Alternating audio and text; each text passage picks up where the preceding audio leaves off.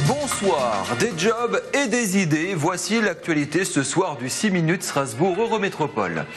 Il y a des réalités économiques qui sont parfois un peu difficiles à comprendre. Le chômage augmente, soit. C'est la crise économique, ma bonne dame, rien ne va plus. Ok, qualifié ou non, les jeunes galèrent, d'accord. Difficile, voire impossible de décrocher en CDI, oui, malheureusement. Et pourtant, l'hôtellerie-restauration est l'un des tout derniers secteurs d'activité embauchés en cette période. Ce n'est pas moi qui le dis, c'est l'agence Pôle emploi de Haute-Pierre qui gère cette problématique dans toute la communauté urbaine de Strasbourg. À l'heure actuelle, il y a environ 170 offres d'emploi non pourvues. Serveurs, maîtres d'hôtel, cuisiniers, réceptionnistes, le panel est large. Le hic, difficile de trouver le bon candidat ou au moins celui qui reste après un mois au turbin. Les qualifications manquent, parler anglais ou allemand par exemple, et surtout la motivation n'est pas toujours au rendez-vous. L'agence Pôle emploi de Haute-Pierre a organisé une journée de rencontres entre patrons et demandeurs d'emploi. Une quinzaine d'offres ont été présentées. Plus de 150 personnes se sont déplacées. Questions et équations à deux inconnus. Alors que les boss dans l'hôtellerie manquent de personnel, alors que le chômage augmente, pourquoi ces offres ne trouvent-elles pas preneur ? C'est une excellente question et je n'ai pas encore vraiment la réponse. Ce que je dois constater, c'est qu'il y a de la distance entre la volonté des uns et des autres de trouver soi-disant du travail et le fait, une fois de l'avoir trouvé, d'essayer de s'y accrocher, de s'y maintenir, de progresser dans ce travail et de se faire une place pérenne. Alors là, aujourd'hui, je suis là pour recruter un cuisinier.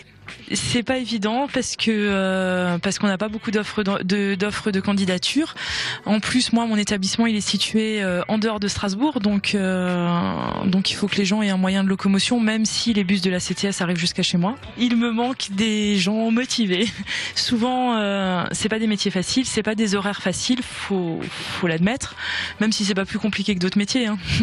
Mais souvent, voilà, les gens veulent pas travailler le soir, veulent pas travailler en coupure, c'est pas évident. Ça fait 4 ans que j'ai du mal à trouver quelqu'un qui se stabilise en fait. On a encore une part d'offres qui ne sont pas couvertes par des demandeurs d'emploi sur lesquels les entreprises ne trouvent pas de candidats. Alors plusieurs explications, des fois ça peut être des problèmes de qualification, des fois c'est des problèmes d'éloignement. Trouver un cuisinier qualifié dans des zones qui ne sont pas desservies par les transports en commun, c'est forcément très difficile parce qu'il y a aussi le problème de la mobilité des demandeurs d'emploi.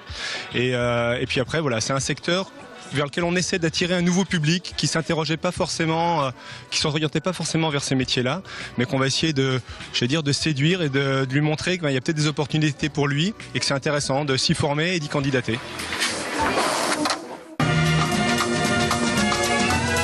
C'est pas tout d'avoir des idées, il faut aussi savoir les appliquer. L'INSA, l'Institut national des sciences appliquées de Strasbourg, travaille depuis des années avec les industriels. On imagine facilement les passerelles entre les chercheurs et les services de recherche et développement de grandes industries. Il y a peu, l'école a invité des entreprises membres du réseau Connectus Alsace, une grande plateforme de recherche collaborative. L'INSA propose de nouveaux outils et une nouvelle méthode de travail pour structurer l'innovation dans l'industriel. C'est passionnant de voir une poignée d'étudiants et de professeurs du Fab Lab éclairer d'une certaine manière les grandes entreprises sur les ruptures technologiques.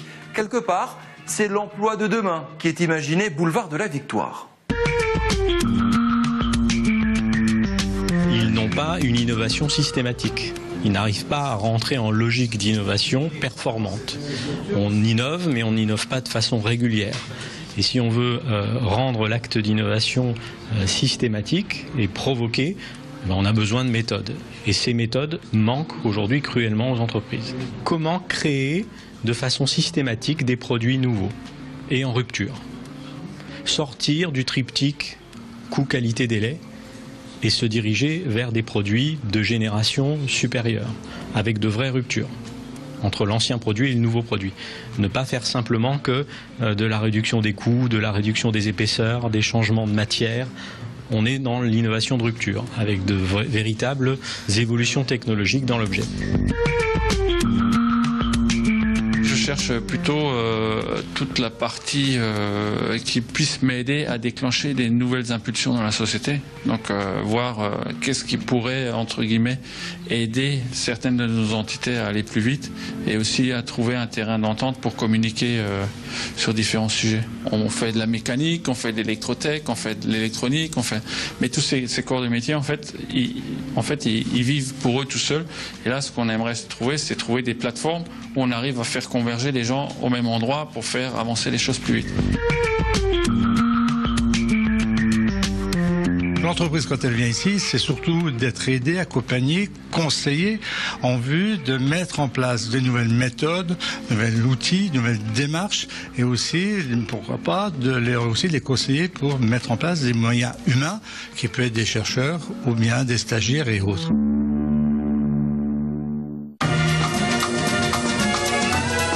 Anna Britz vous présente le 6 € métro demain soir. Excellente soirée en notre compagnie. Salut.